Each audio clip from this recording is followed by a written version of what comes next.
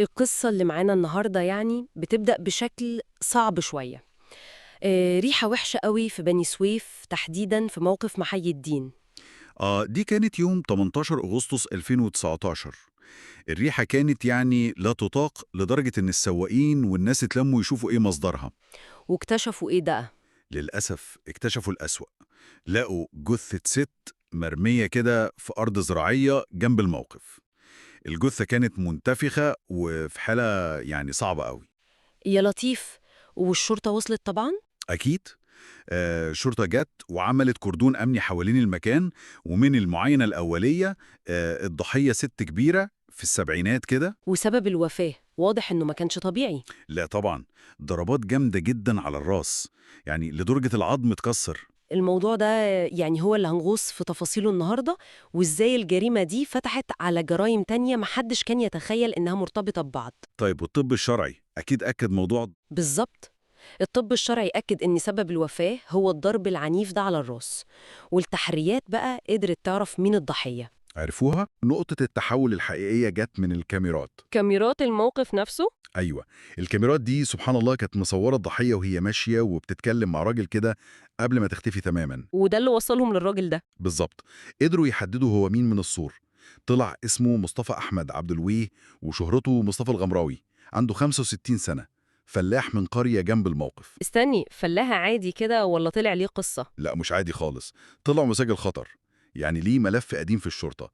السجل بتاعه فيه 36 قضية قبل كده. يا خبر أبيض، 36 قضية؟ زي إيه مثلا؟ بصي، سرقة بالإكراه وسرقة مواشي وضرب وسلاح أبيض وحتى آداب عامة. يعني تاريخ إجرامي طويل بصراحة. ولما مسكوه يعني اعترف على طول بالجريمة دي؟ لا طبعا، في الأول أنكر، يعني قعد ينكر تماما. طبيعي، أكيد هينكر. بس لما واجهوه بقى بصور الكاميرات وشاف نفسه ماشي معاها وخط سيره، معرفش ينكر أكتر، انهار واعترف. قال إيه بقى في اعترافه؟ حكى إنه شافها وهي ماشية لوحدها راجعة، فعرض عليها يوصلها. استغل إنها ست كبيرة وثقت فيه وخدها المكان بعيد شوية فاضي. حاول يسرقها. وهي قومته؟ شكلها قومته فضربها بقالب طوب كان في الأرض على راسها.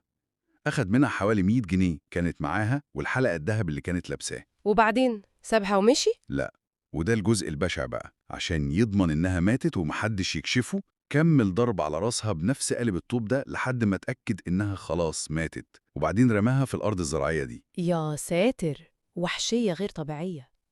بس انت قلت ان القصة دي فتحت على حاجات تانية، صح؟ أيوة، هو ده اللي صعب الموضوع أكتر.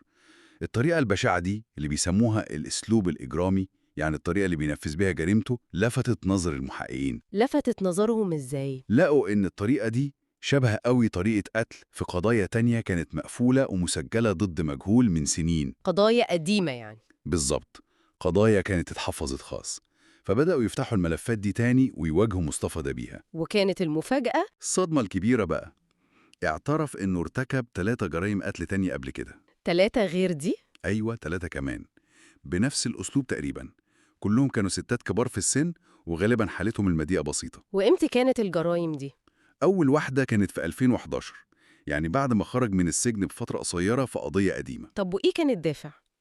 ليه يستهدف الستات الكبار دول بالذات؟ هو قال إن دافعه الأساسي السرقة، عايز فلوس سهلة، وشايف إن الستات الكبار دول فريسة سهلة، يعني مقاومتهم ضعيفة وسهل يضحك عليهم ويستدركهم. وكان بيختارهم من بره قريته؟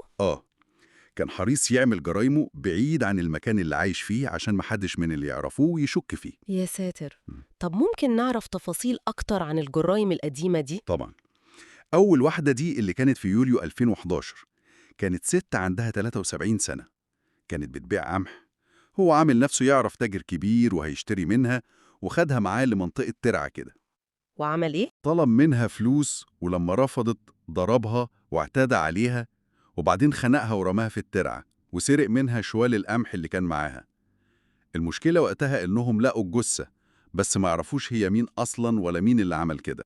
والجريمة التانية كانت بنفس النمط برضو؟ للأسف.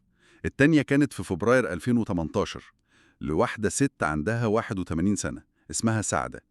برضه ضحك عليها بحجة إنه هيساعدها مادياً، استدرجها لمنطقة بعيدة وخنقها وسرق حلقها ورماها في ترعة الإبراهيمية.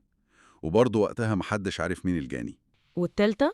التالتة كانت في مارس 2019، يعني قبل الجريمة الأخيرة دي بكام شهر بس، لواحدة ست حوالي 60 سنة اسمها فايزة، وكانت من الجيزة أصلا وجاية بني سويف تدور على شغل أو مساعدة. وعمل معاها إيه؟ نفس الكلام، أوهمها إن في راجل غني بيوزع فلوس وهياخدها له. خدها جنب مصرف، فتشها لقى مهاش معاه فلوس، اعتدى عليها وخنقها ورماها في الترعة. دي عرفوا هويتها بعدين، بس برضه ما كانوش عارفين إيه جابها بني سويف أو مين قتلها. أنا مش قادرة أستوعب الازدواجية دي.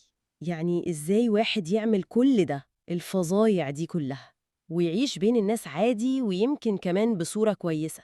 دي أكتر نقطة مرعبة في القصة كلها. جيرانه أهل قريته لما سألوهم كلهم قالوا إنه بعد ما خرج من السجن آخر مرة عمل نفسه تاب، تاب إزاي يعني؟ بقى يصلي في الجامع وشكله ملتزم وينصح الناس ويتكلم في الدين. يعني كان لابس قناع التقوى والتوبة ده. قناع؟ بالظبط، قناع مثالي عشان يخبي حقيقته البشعة دي.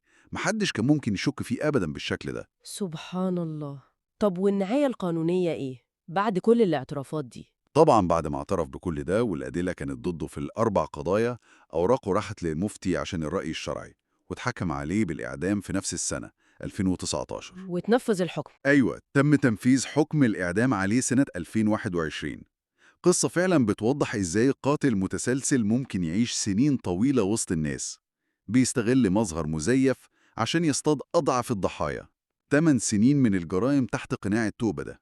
بالظبط. والمصادر اللي معانا بتشير لمقولة لابن خلدون كانت مذكورة في التحقيقات، بتقول الشدائد للورى غربال.